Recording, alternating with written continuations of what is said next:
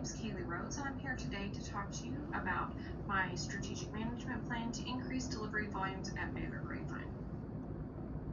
Baylor Grapevine is currently working on its 4th magnet designation. We also have achieved other accolades such as being a stroke center, chest pain center.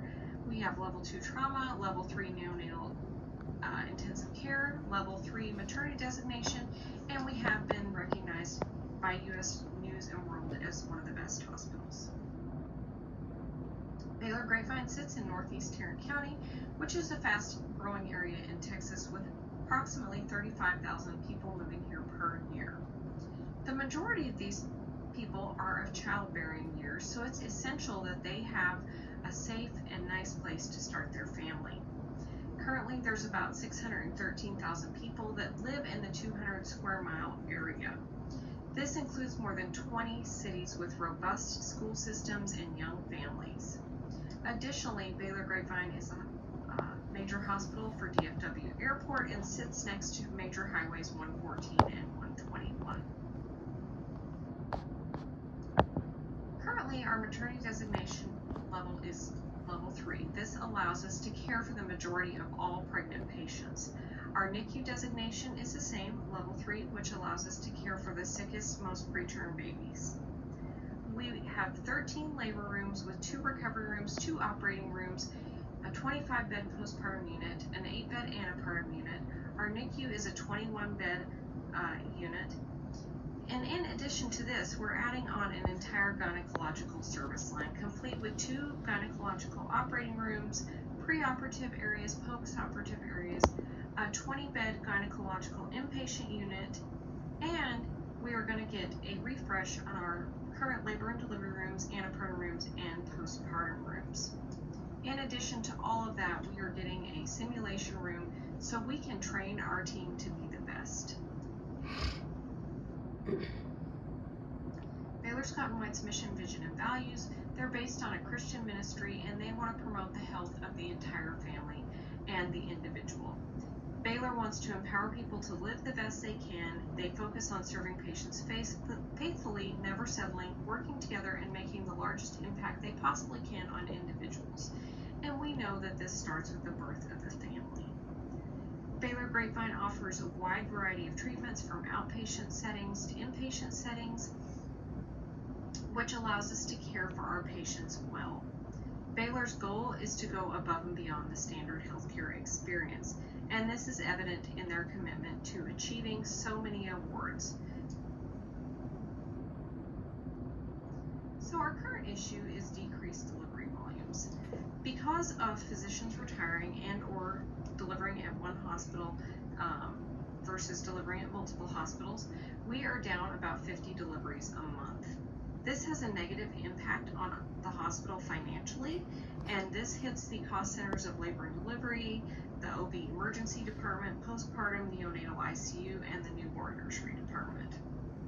In addition to having a negative financial impact on the hospital, the team members are not getting the hours that they need, and they will be forced to find new jobs at some point.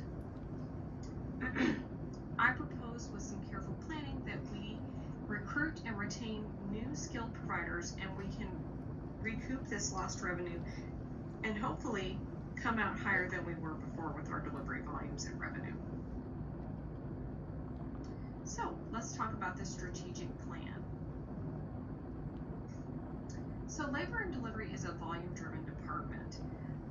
I chatted with a midwife who owns a large group, and she estimates if she joined our hospital system and brought 2 midwives here, that they could increase our delivery volumes by about 100 deliveries the first year they are here, and then about 25 deliveries per midwife increase after that. So by year 3, we would be at about 200 more deliveries per year.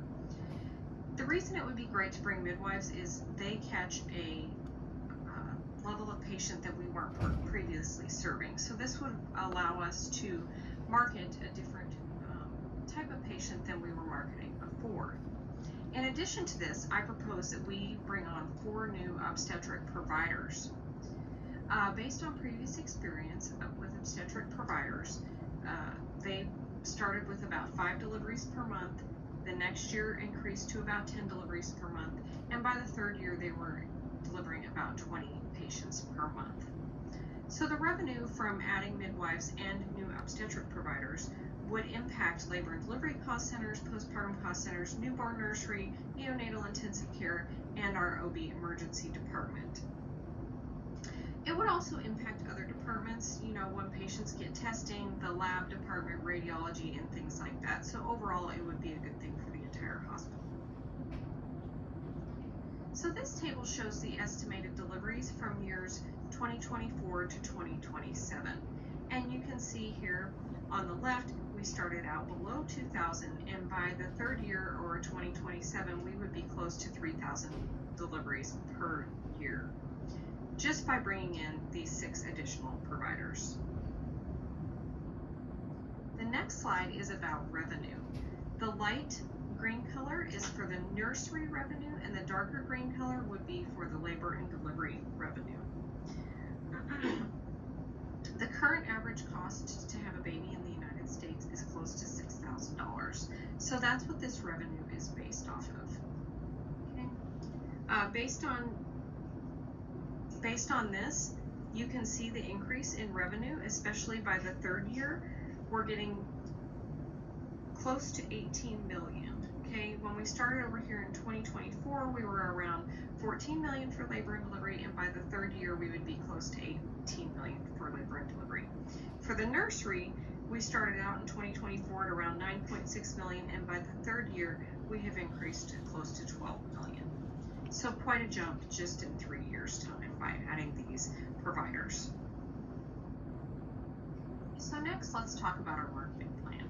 So we all know a strong marketing plan is essential for any business to thrive, especially in a competitive market where we sit in North Texas. So our first goal would be to gain new providers.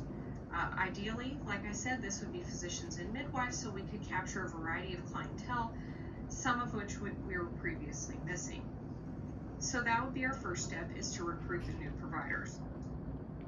Once we recruited the new providers, we would need to make sure that they and their patients were aware, and that we were sharing with the population that we serve the product that we offer, the price, right? Now, essentially, this is going to be hard for a manager to impact, but what I can impact is making sure that the population that we serve knows that we have a clean place to go, it's safe, and that providers are top-notch, so they're getting the most bang for their buck, per se. Promotion, we would want to publicize our new providers, and my main way of publicizing would be through social media and the internet, because that is where the majority of childbearing age looks for to find their healthcare providers now. And then the place. We want to make sure our promotions cover what we can offer and is reaching the desired audience. Again, so I would propose that we use social media and the internet to share the place that we have. We would want to include nice pictures of the facility and our expansion and our remodel, so that patients know that they have a nice, clean facility where they can get safe care. Our marketing department has also made these lovely handouts that we can leave at physician offices. The management and leadership team has proposed that we go to the offices to get these handouts, and physicians have them available to give to their patients so they can see the facility through pictures. They would also have a QR code linking them to the website that would have contact information, so patients have the ability to contact the leadership for day-to-day questions that the physician may not be able to answer.